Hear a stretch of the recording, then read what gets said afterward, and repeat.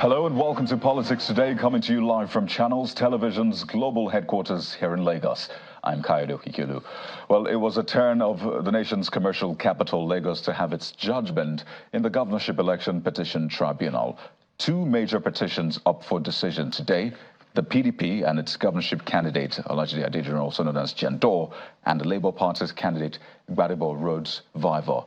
At this point right now, it is one down, one to go, as Election Petition Tribunal has upheld the return of Governor Babajide Sanwno-Olu as a duly elected governor of the state.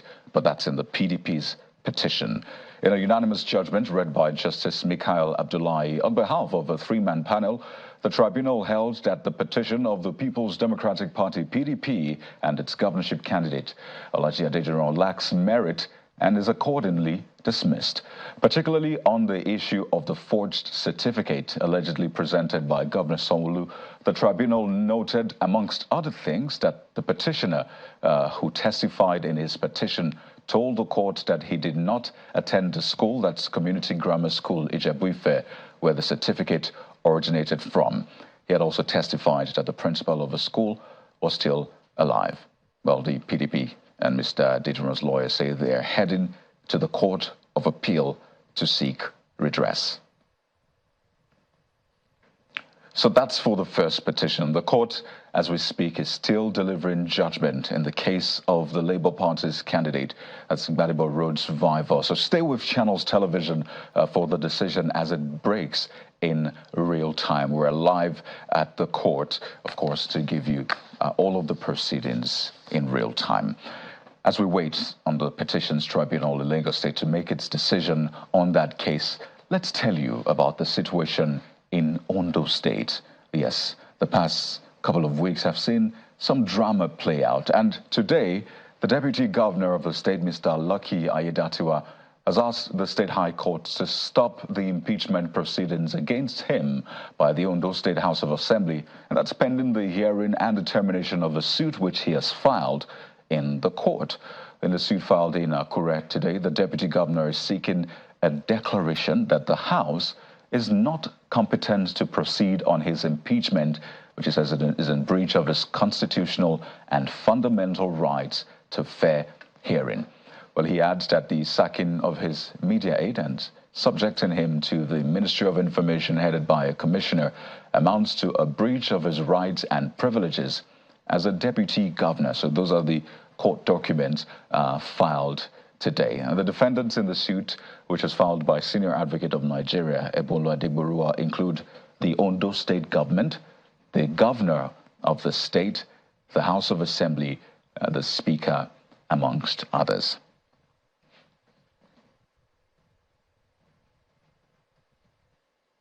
But that's not all. The Speaker of the State Assembly, Honorable Olamide Oladiji, has called on security agencies in the state to save his soul and that of other members following what he described as threats to their lives since the commencement of the process of impeachment of the deputy governor. While addressing newsmen this morning, he further stated that his attention was called to a fetish sacrifice which was placed in front of the Speaker's lodge. He also revealed that the House will today serve the Deputy Governor a letter on the alleged gross misconduct leveled against him, and sources say that that letter has indeed been served. So that is the latest twist in what has been playing out in Ondo State. The case is now in court. The case is also before the State Assembly, asking that the Deputy Governor respond to those allegations raised against him. Don't forget that we've seen a similar situation play out in the same Ondo State in the relationship between the governor and his deputy. Well, the governor's side say he is not involved in this, but that is what we have. And don't forget that in neighboring Edo State as well, a similar situation is playing out, even though the deputy governor has come out to say, well, he's loyal to his principles. So what exactly is going on between the governors and their deputies? Again, we keep our eyes on that. But let's tell you about a coming election. It's an off-cycle election, set of elections actually, and it's just over a month to the governorship elections in Bayelsa, Imo, and Kogi State. And the Independent National Electoral Commission, INEC, has fixed a date to test the Bimodal Voter Accreditation System, BVAS, You remember the beavers, right? And the upload of polling unit results to INEC, that's the result viewing portal IREV.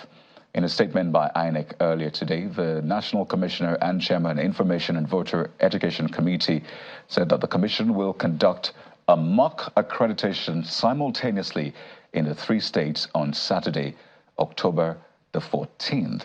And the Commission explained that the mock accreditation would put into use the beavers and, of course, upload polling unit results to the INEC result viewing portal. That's IREV. So that's what's going on in that space as well. But that's not all, not at all, on the political space. Today, let's bring you other trending political stories. Here's your political roundup.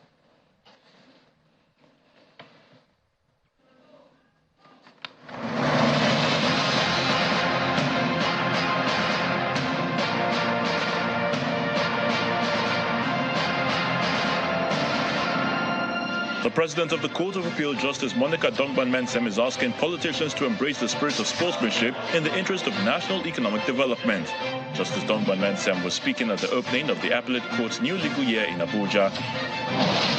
The governorship candidate of the People's Democratic Party in Imo State, Senator Samuel Anyanwu, has advised leaders and members at the state level to close ranks and come together to work as one to ensure victory of the party in the November 11 governorship election.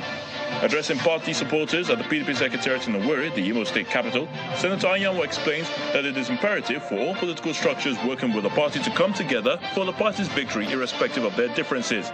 He promises that if he's voted in, his administration will conduct credible local government election within 6 months and give priority to security of lives and property in Imo State. We want those who have the capacity to go for the local government. If the local government is working, we have those business coming to the states. In Kogi State, candidates of opposition parties have met in Abuja with the aim of dislodging the ruling All Progressives Congress ahead of the November 11, 2023 governorship election. Addressing journalists after a meeting held behind closed doors, the candidate of the African Democratic Congress, Mr. Leke Abejide, says the meeting is aimed at uniting opposition parties in Kogi State in order to present a common front. The meeting, which is the second convened by the Conference of Opposition Parties in Kogi State, was attended by candidates of the People's Democratic Party, New Nigeria People's Party, and the African Democratic Congress. We are going to be united. We are already united as opposition parties candidates against the third-term agenda. It's not about the APC matter. Against the third-term agenda of Governor Yahaya Bello. And we are working together, and by God's grace, we are going to now find a common ground to unseat him. And Kogi State Governor Yahaya Bello has commenced the distribution of palliatives with a warning on the handlers to ensure that every intended beneficiary gets what is due to them. Governor Bello gave the warning in Lokoja, the state capital, when he flagged off the distribution of rice and cash to the 21 local government areas of the state as palliatives to cushion the effects of fuel subsidy removal. According to him, the sum of 20 billion naira has been expended on the palliatives, which he intends to distribute to every household in Kogi State. The total of what we are distributing today, both in cash and in food items, are in excess of 2 billion naira. And this is to target all households in Kogi State.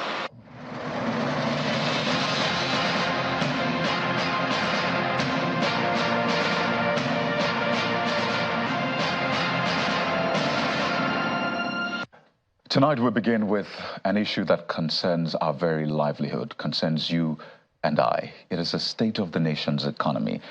It is clearly not what it ought to be, clearly not what the government promised Nigerians during campaigns. Look at inflation. It's nearing 30%. The naira to dollar rate, just over 1,000 naira. That's if you're lucky to get it at this point. And the indices are there. The price of petrol, where it is right now, is it where it ought to be?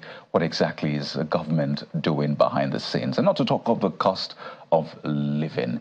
Is there a way out of the woods? I mean, what are we dealing with here to begin with? We need to get to the heart of the matter, and that is what we'll seek to do tonight. We have joining us on the program this evening, Mr. Bismarck Rwane, who is an economist and chief executive officer of financial derivatives, joins us virtually on the program this evening. Thank you for joining us tonight, Mr. Rwane. Good evening. Thank you for having me. You know, it's been said that Nigeria has never had it this bad economically, and there's that narrative out there. we'll come to the specifics, but I wonder, do you agree with those who have said that it's never been this bad? Yes, in nominal terms, yes. I think Nigeria is facing a cost of living crisis. It's facing a credibility crisis. It's also facing a worsening level of corporate mortality. And generally speaking, the welfare of the people is now threatened. But what is more disturbing is that you talk around and ask people, we asked about 10, 20 people, all of them have really lost hope about what the future holds for them. So I think that is the situation. And the slides that you are going to display in a few minutes will show that Nigerians are embattled. We chose the word embattled because things are really difficult. And it seems to be, it's going, as you can see there, let's break it down. Inflation rate was 5 years ago was 11%, and today it's at 25.8%. The price of petrol, the exchange rate was 363 naira to a dollar, the parallel market 5 years ago. Today, it's, as you said, it's settled at about 998, but it's about 1,003. The price of a liter of diesel at that time was about 200 naira. It's now 1,015 naira. The price of petrol was 145 naira 5 years ago. As you can see, it has crossed the threshold and is at 617. The transport fare from Owoloshoki to Obalende was 200 naira 5 years ago. It is now 500 naira. So you can see all the arrows that point to a negative direction. So the question is how, like I said, the problems will not start today, and what's the way out? Just before we get into that, Mr. Rwani, we understand that messaging is important, especially if you're trying to attract investment into the country. There's a certain messaging you put out there about the nation, its economy, the reality, and even hope for the future. I mean, no one wants to invest in a climate where the people don't see a hope for the future. But facing reality is equally more important, and that's what we seek to do on the program tonight. And you're going to talk about how we got here. What exactly is going on with our economy, Mr. Rwani?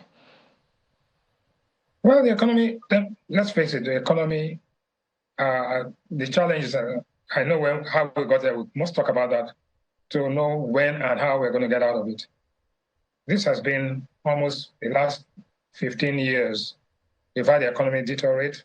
Principally, we have imbalances, external imbalances. Our exports were reducing relative to our imports. The terms of trade were against us. We have had oil theft, we have debt problems, we have poverty, and we have low productivity, but it has been deteriorating, but at a slower pace. So when this administration came in and took some major decisions, those major decisions were predicated on the assumption that once we make those decisions will be followed almost immediately with an impact. But what we fail to understand, and what most policymakers do not understand, is that there's a need for credibility. Once confidence is eroded, if you don't come clean with the exact picture, then the people begin to have doubts. And once there are doubts, confidence erodes, you will have distortions from the equilibrium. What do I mean? We announced that petrol subsidy had been removed. In fact, it has been reduced. Well, the level of disequilibrium actually reduces very good. We also announced that we're unifying the exchange rate. It's not as easy as that. The exchange rate unified for some time, converged for some time, and then diverged. We talked about electricity tariff, having cost reflective tariffs. That has not actually happened. We're having a slowdown in that. But in all fairness, the intentions are good, but they say the road to hell is paved with good intentions. So the policy changes based on facts that are there must be followed by institutional reform. But one other thing, we announced, or we show on our website to the world, that our external reserves on a moving average basis is about $33, $34 billion, as high as $37 billion So when JP Morgan came out and when the audited statements came out to say that our unencumbered reserves are actually about $3.7 billion, it made people to gasp and say, okay, what exactly is the true position? Can these guys support their currency at this level? And if the backlog, I think the Minister of Finance gracefully announced that we have $6.3 billion or so of backlog, well, you can take it out of your reserves, but are the reserves there to do that? So this raised a lot of questions and eyebrows, and you can see that international investors, domestic investors are concerned. So the first thing to do is to come clean. What is the true position? I believe that the currency will appreciate. I believe that we will go back towards equilibrium in almost all the indices. But we have to start. The first step is to come clean and come straight to the people. Say, this is the true position. And it's much better than we had many years ago, but it's not where people expect it to be. I think that's the first and most important thing. Coming clean, telling the people the truth about what the true position is, and reducing the amount of anxiety people have. I wonder, really, what may be going on in the minds of those in government, because time and again people have talked about honesty, transparency, and accountability in communicating these issues. So what may be responsible for this, really? Is it that government is trying to still put up an optimistic front so they don't reduce the hope which you talked about that people have in the economy? Is it some sort of economic tactic? What will the government achieve if it is able to come clean, honest to Nigerians that this is what is happening? What kind of gains will the economy now begin to reap immediately? The truth is that if you don't come clean and people find out and have doubts, what is going to happen is that because of that lack of confidence and because of that anxiety, people are less likely, one, to bring money in, but more importantly is that people will take their money out, right? So capital flight is in two directions: people taking money out and people not bringing their money in. And you must understand that apart from our export earnings, we have invisible flows. That is our diaspora, our artists, our footballers, our musicians, Nollywood. Those monies come in to the economy, but come in through a surreptitious route. Therefore, you will say officially they should bring it in at $7.99, while unofficially they can get 1,000 naira. So they go the other way. And so let's, first of all, take away all these restrictions. They are meaningless, because everything you say is banned on the shelves in the supermarket. So let's not deceive ourselves. Let's come clean and tell the people where it is. Once they know that, the pricing of all these assets will be driven by the market. And I can assure you that this exchange rate they are seeing at about 1,000, once people know it's clean and they know that there's a system to it, begins to appreciate. And I appreciate very quickly. We've seen that happen before. So I'm confident that the indices will improve when, one, we come clean. Two, we begin to reform those institutions that benefit from these distortions, right? Then we follow it up with going back to our creditors to discuss with them about how to get new money and reschedule some of the debts that we have. Talk to the multilateral agencies. We put systems in place which show that we are accountable and transparent. It will happen. We have done most of these things, but what is missing, from what I can see, is a transparency to come clean and tell the people that this is where we are. And I think we are going to get there. I think there'll be some changes in the people, the policymakers in recent times, which give me hope that some things are going to change for the better.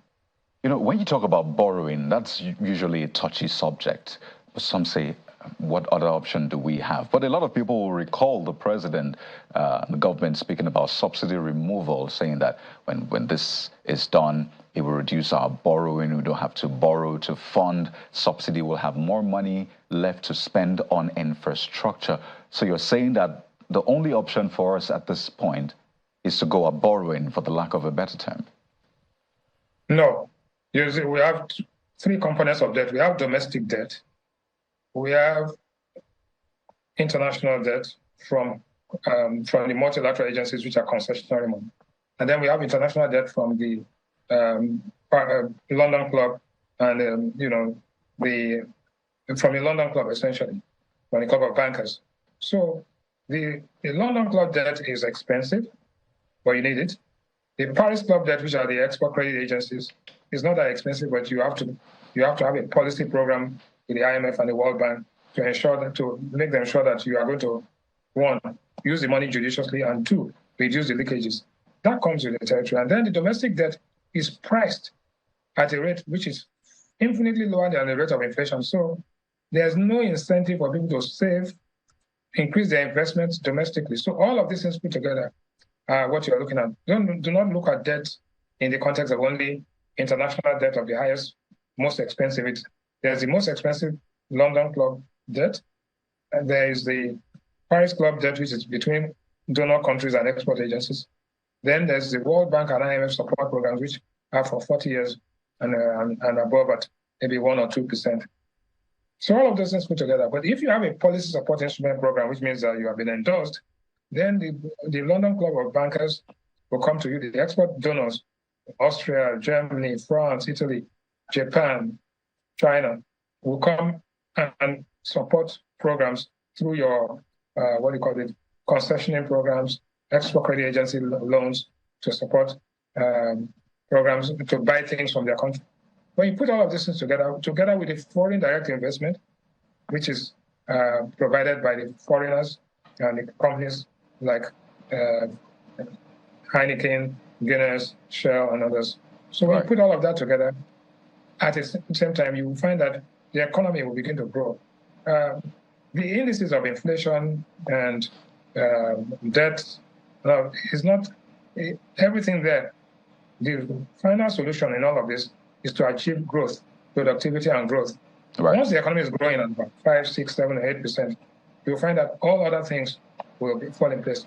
There's no country in the world that doesn't have debt. As a matter of fact, many countries, the debt to GDP ratio is about 120, 130% is much lower. But you have debt, but you have nothing to show for it in terms of assets and nothing to show for it in terms of productivity. So that is the problem. So we have to understand it and stop blaming people about it. We should actually talk about it in real sense and be honest with ourselves.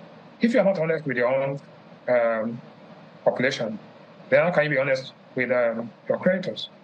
You know, the components which we have a challenge with when it comes to debt is the cost of servicing the debt, the revenues we have. Imagine taking a huge chunk, sometimes even almost everything, to service the debt. And I think that's a major concern. That's why some are concerned about the debts. But you talked about government coming clean. Just before we talk about the Forex and, you know, what is going on there, who should come clean in government? Is it the president? Is it now the new CBN governor, the Minister of Finance? On whose table is this coming clean? Well, the economic team is made up of both monetary and fiscal authorities, to be clear. The Minister of Finance and Coordinating Minister of the Economy is an old hand in this. He knows what to do. And I think he will get down to it. He has been saying the right things. The new governor, the new team in the central bank, I know the governor personally and professionally. He has the capacity, he has the stature. And more than anything else, he comes from a reputable academic address or zip code, as we call it. So he definitely he has the capacity to think right. Intuitively, he will do the right things. But more than anything else, I do not think he will do dumb things. But the first thing is that you have to stop doing dumb things before you start doing smart things and modernize those things. So since there's somebody I know personally and he comes from the Citibank staple, which that's one of the best banks in the world. So you don't work for that kind of institution, and you don't rise to the point, even at the board level, to become the chairman without having it in your DNA to do only the right things. So, but you see, a tree doesn't make a forest. Right. The institution we are talking about has been to a large extent, decimated, both morally and professionally. So it has to be rebuilt, and you will need the support, and the team will need the support of everybody. But again, we are running a country, and so the country's leadership, we are taking a few snippets here. We're taking the Minister of Finance, we're taking this, but it's much wider than that. And so the whole idea of being honest and coming clean with the people is a cultural thing, right? So we need to come to terms with that. You cannot have one part of the system being honest and straightforward, and other parts of it being crooked. So we need to accept that there's work to be done properly, and led. So if we have more of the people that we can rely upon in the key places, I think it becomes easier to achieve the desired goals. I think that is very, very important. Well, Mr. Rwani, we're due for a break now, but the question on the minds of a lot of Nigerians is, for how long will it be bad before it gets better? That's saying there's light at the end of a tunnel. Just how long is this tunnel? When we return, we'll talk about the Naira. What exactly is going on with the Naira? Is the government not doing something right? Or is this entirely out of government's hands? Is it semi-floated? Is it floated? What exactly is going on with Nigeria's Naira? We'll talk on that and a couple of more other issues when we return. We'll still have Mr. Bismarck Rwani with us on the program tonight, so please stay with us. Welcome back to the program. Let's tell you that we still have our eyes on the Lagos High Court venue of the Lagos State Governorship Election Petition Tribunal, where the three-man panel of justices are delivering judgment in the case of a Labour Party's governorship candidate, Gbadebo Road's survivor, challenging the election of Governor Babajide Sanwno-Olu in the governorship election, which took place in March in the state. The tribunal had earlier on dismissed the petition of the People's Democratic Party and its candidate, Alhaji Adediran, also known as Jandor, while it is now delivering judgment on the case of the Labour Party's candidate, Gbadebo Road's survivor. The time in Nigeria right now is 7:35 p.m. And, well, we'll stay with the courts to see how the court swings eventually. So stay with Channels Television for the breaking news on that one.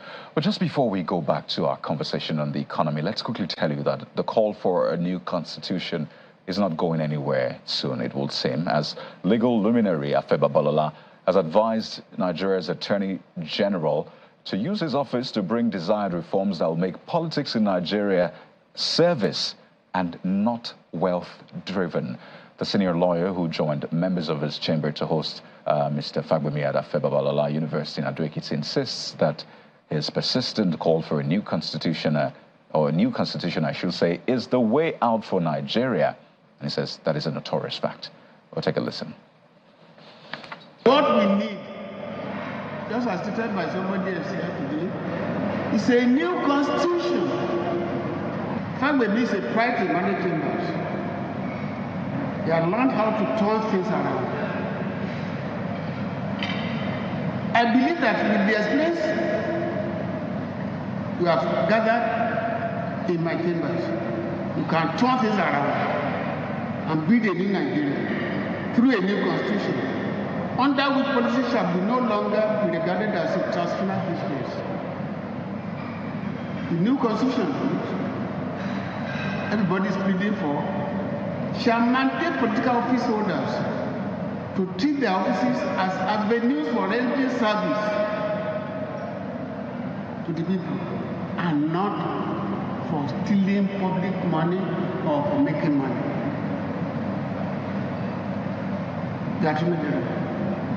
You can make decisions. You can turn things around. You can build a new Nigeria if only a new constitution comes to place. The issue of transformation of the country is not a one-man business. People make the mistake of thinking that it belongs to the federal government alone. That is not correct. The correct position is to appreciate the fact that Nigeria is a federation. And when you talk of a federation, each has to man its post. You have it at the federal level. You have what belongs to the federal government. You have what belongs to the state. You have what belongs to the local government. In order to have any meaningful impact, progress or development, you need to engage each of these tiers of government before you can come out. Let all of us be on the same page and sing from the same hymn. As the Attorney General of the Federation, Mr. Lateef Fagbemi, speaking there, the question naturally will be, so is a new constitution on the table for the Tinubu administration and particularly for the 10th National Assembly? And also for the state assemblies as well, because they have a major role to play. Well, we'll keep watch on that one. Let's continue with our conversation on Nigeria's economy, which is equally important. We still have with us Mr. Bismarck Rwane, who is the Chief Executive of Financial Derivatives. Thank you so much for your patience on the program tonight, Mr. Rwane. Just before we went on that break, we're going to talk on what is going on with the Naira. At 1 Naira, or at least $1, I should say, to about 1,000 Naira. The question will be, is the government not handling this well? Is it beyond the government? Is this floated, semi-floated? Are we really clear on what is playing out with the Nigerian Naira today? Firstly, I think the true value of a currency depends on certain fundamentals. And if your exports are more than your imports, if your inflows are more than your outflows, then your currency is bound to appreciate. But more than anything else, if your rate of inflation relative to rates of interest in your country are in equilibrium, you find that currency strengthens. But I don't want us to go away with the view that the Naira is an orphan in the economic market, because almost all the currencies, the Ghanaian cedi, the South African rand, all currencies have been embattled in the last 2-3 years. Most currencies, because the dollar has been strengthened relative to other currencies, because dollar interest rates have increased. The U.S. has done a lot of work to bring its economy in order, so to speak. Now, the question that we have to ask ourselves, fundamentally, oil prices at a high of $93, $94 a barrel. Our production is down to, sadly enough, that we're not taking advantage. The price of gas, which is our second export, is increasing. The price of cocoa is at about $3,000 a ton, cashew nuts, and all the other non-oil exports. But there's something fundamentally wrong. The fundamental problem is that, one, you have mispriced your currency relative to its availability, the supply. You have also put in place a lot of restrictions. Restrictions have with their own, the consequence of restrictions is it gives the impression that there's not enough to achieve the desired objective. And then the time between when you put policies in place and when you expect to get results, the lags are also long. So to call a spade, the reality is that the true value of a currency, the rule of the thumb is that in a frontier market like Nigeria, it's about 20 to 25% overvalued normally, what we call the political risk premium. So if, for example, the currency is 25,000 Naira today, you knock off 25% of it, and so it comes to about 750. So fair value could be anywhere between 750 and 800 at this time, if not lower. If you use the purchasing power parity analysis, you come up with something close to 700 Naira at this point in time, right? And the other thing is that the amount of the invisible flows that we have, let us call remittances around about $24 to $25 billion, are not coming in through the pure and the market. It's coming in through dubious sources and adding more risk to it. So the first thing to do is to ask yourself, when will the currency begin to appreciate? And let's go back historically. In 1986, so when we started the SAP thing, it was 1 Naira to $1 official, and the currency was traded about 2.2 Naira 83 kobo. Eventually, the parallel market was 4 Naira. So 1 Naira to 4 Naira is 300%, right? More than, so if 1 Naira was $1 and it was selling at 4 Naira, the currency was overvalued by 300%. If you look at it today, the official rate is 800. The parallel market is 1,000. So there's a 20% deviation from what the official is. So the level of overvaluation is based on those data, on that data, is 20% compared to 300% overvaluation in 1987. So when people say that, oh, the currency has gone from 1 to 1,000, it is not. When it was 1, the parallel market was 4. When it was 22, the parallel market was maybe 40 or 50 something naira. When it was 88, it went that way. And it has gone that way all the way. So what do we need to do? 1, come clean. What is the true level of reserves? 2, make sure that your oil is not stolen, because the stolen oil is sold and brought back to the. When you do that, and thirdly, you ensure that you remove most of the restrictions so that money can flow in, right? I think when you do that, you will find the currency begin to trade closer to its fair value. But I don't want us to go away with the view that the big problem here is caused by some people and all that. Yes, there are inefficiencies, there's corruption within the system, but that itself is not enough to do the kind of damage that we've seen. The damage is a cumulative effect over years of different missed opportunities, vested interest, and lack of understanding, 1, and belief, 2, in the whole philosophy of economic reform. I think it can be done. A floating naira, like any other currency, the world can survive. I think it will appreciate again, but the time between now and then, I don't think we are going to be seeing the appreciation until early parts of 2024. But there are always good tidings, and there's a light at the end of this tunnel. Again, that phrase, light at the end of the tunnel, and for a lot of people, they've heard that time and again, wondering, how long will this be? You've given a timeline, and it is important to state that within that timeline, government should not just fold its hands and say, well, we have up until 2024, so let's see how it goes.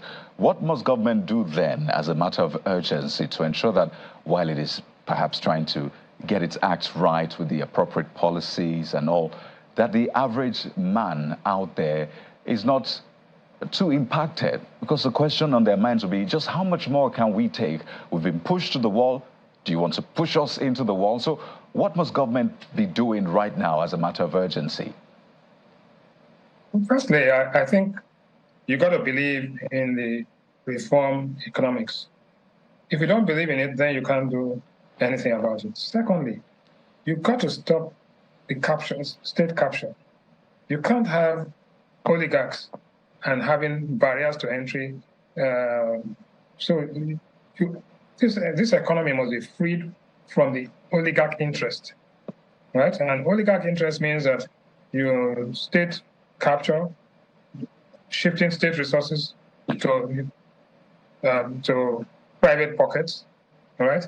And leading to inefficiencies, right? So 1, come clean. 2, understand it and believe it. And 3, more than anything else, you must allow the market to determine pricing. After you do this, then you now you must understand something firstly. 1, by reduction in subsidy, and I use the word knowingly, by reducing subsidy in petroleum products, reducing subsidy in the exchange rate, those monies shift to the government. So how is the government spending the money that has come their way? I saw something just now on your program about people taking pure water sachets and saying that that's palliatives. In all fairness, the word palliative means temporary relief. It doesn't address the fundamental issue. The fundamental issue is that there must be growth and there must increase in productivity. The total palliatives put together in terms of materiality, the total Nigerian budget, even genuine and ingenuine spending, if I may use that word, comes to less than 5 or 10% of the GDP of this country. We need to spend big. We need to spend on projects that increase productivity, and we have to block those leakages. Encourage people to invest, and when I say not lip service, make sure that people who are investing are not harassed. Right. Make sure that if they want their money, they can get it out. Ensure that rates of interest in the economy are closer enough to the rate of inflation so that there is some equilibrium. If you look at our map, our trajectory, you'll find that the times that we had interest rate close to the rate of inflation, we had inflation came reduced, we had higher reserves, and we had a greater level of productivity. In fact, there was a time when our GDP went as high as 7 or 8%. I think that we can replicate that very easily, and I think I see signs of that coming. Well, we need to come clean. We need to be straightforward and honest, and we have to stop deceiving ourselves and deceiving people. I know there's. I know at this rate, a lot of people will be asking, who is to blame?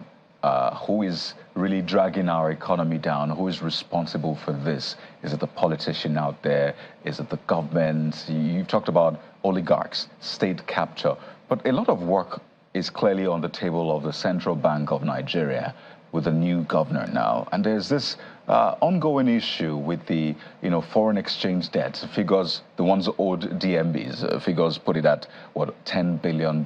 And that also has its impact on the economy. You've talked about, well, debt is not entirely a bad thing, especially looking at where you are getting it from. But with this current impasse, with the CBN, the DMBs, the CBN has not held its MPC meeting as of now. It's been postponed indefinitely. What must the CBN do then, particularly the governor, which you say that you think is in touch with the issues and is able to make those decisions? So what kind of situation is he faced with, and how can he get out of it for the good of Nigeria? Firstly, let me start with Eleanor Roosevelt's quotation that says that big minds talk about ideas, average minds talk about events, and small minds talk about people. With all due respect, if we start blaming who is responsible, we'll never stop. Let's put that behind us. Let's focus on how to get out of here. And that's what I want to focus on. That the administration has some good people, and I told you already that the governor of the central bank has a highly reputable academic address, and he comes from a highly reputable academic address. Let's get that. He also has a pedigree of working in one of the best institutions, banks in the world. In other words, both as a manager and leader, but also as a chairman of the board. So there's no doubt about that. But I said earlier on that this guy or these guys, the few that we can say we can rely on, a tree cannot make a forest. Their voices, they'll be drowned out if, one, the people do not ask for good governance. Two, that the leadership in all ramifications, in all respects, all angles of and branches of government must come clean and be straightforward with the truth. When you do that, you will find that confidence starts from home. It's from home we dress to go outside. We don't dress from outside to come into our houses. So going around talking, having conversations with investors is good, but let the house cleaning start from home. You dress up from your house to go out to a party. You don't dress up at the party to come back into the house. I think that's important. Right. So the government is right. You can make that point. Yes. You want to make a point?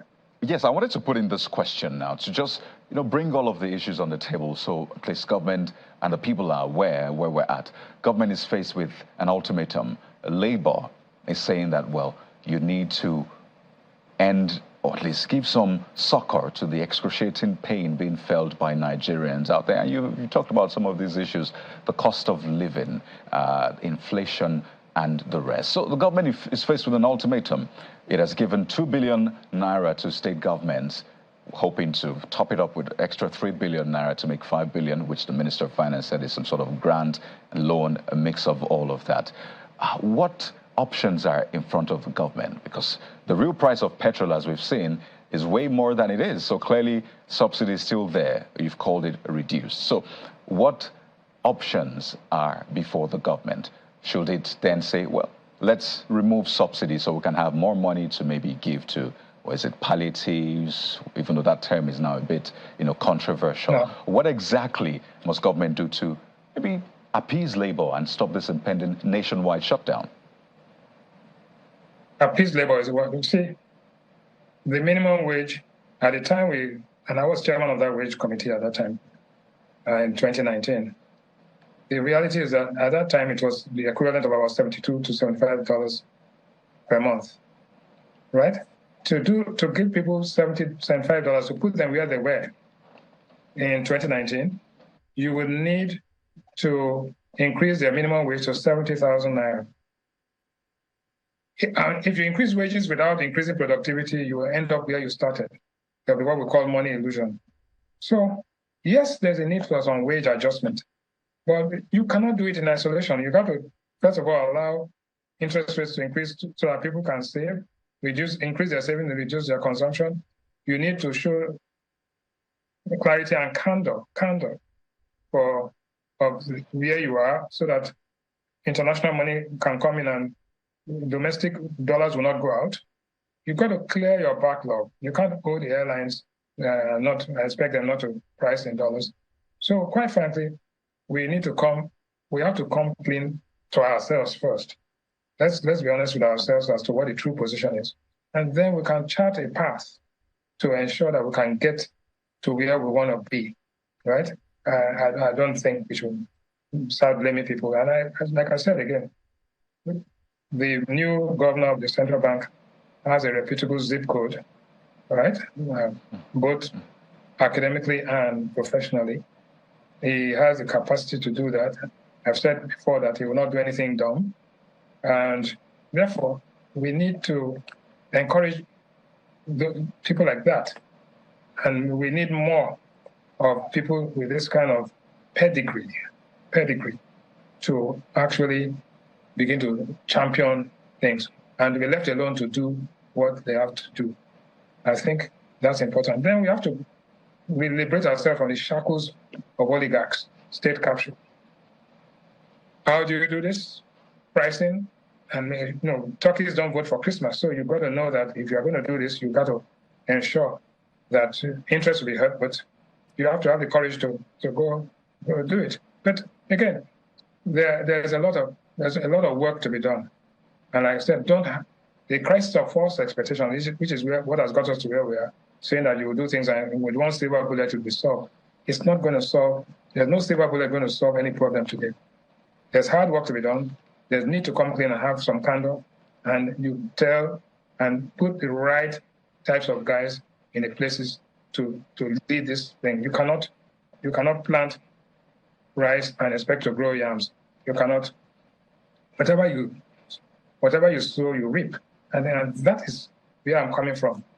That it's time, and I keep on insisting upon candor, competence, and credibility will get you there. Thank you.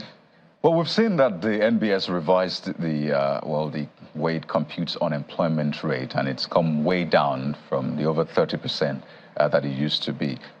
Economists still have issues with that. They say it doesn't reflect what is on ground. And you've talked about productivity. It is quite important. That may give some people the thinking that, okay, maybe we're where we ought to be. But if there are low-hanging fruits, sectors that you think that in the meantime we need to give some more leverage to, maybe invest a little bit more in so that they can give us fruits in this short period of time, what would you be advising government to do in that line as we wind down? Well, first and foremost, I do not agree with that methodology that says that a man who is gainfully employed for 1 hour in a week is employed. Normally, there's a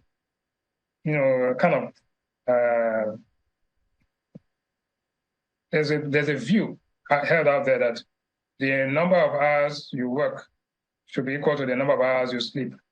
So when we had the old methodology, we said we had 33%, you work 8 hours a day in a 40-hour week, and then you normally will sleep for 8 hours a day as well. If you use that same crude back of the envelope analogy and say, look, you must work for 1 hour a week and sleep for 1 hour a week, you are not going to be able to achieve anything. So that methodology is, to some extent, according to the World Bank, it says it's fair and nice, but I don't agree that it captures anything, because with 1 hour wage in a week, you will get 140 naira. I don't think there's anything you can buy. A loaf of bread today, the small loaf is 750 naira. The big loaf is 1,200 naira.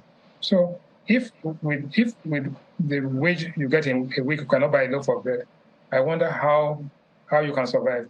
So Okay. the question of living wage, the question of poverty. So the employed poor is different from the unemployed.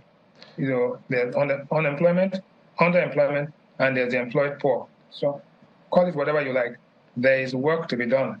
And that's part of the reason why I say come clean and tell the people the truth. Right. The interesting thing is with you, Mr. Wane, we can go on and on talking economy, but we have to anchor at this point. And we'd like to thank you so much for giving insight and, of course, giving the government some ideas, at least, and the people, of course, on the way out. Mr. Bismarck Wane, Chief Executive, Financial Derivatives, thank you so much for your time on the program. Thank you. Thank you for having me. We're also keeping our eyes on the Lagos Election Petition Tribunal for its judgment on the Labour Party's case. But we have to anchor at this point. Thank you so much for watching. I'm Kayode Okikilu. Goodbye.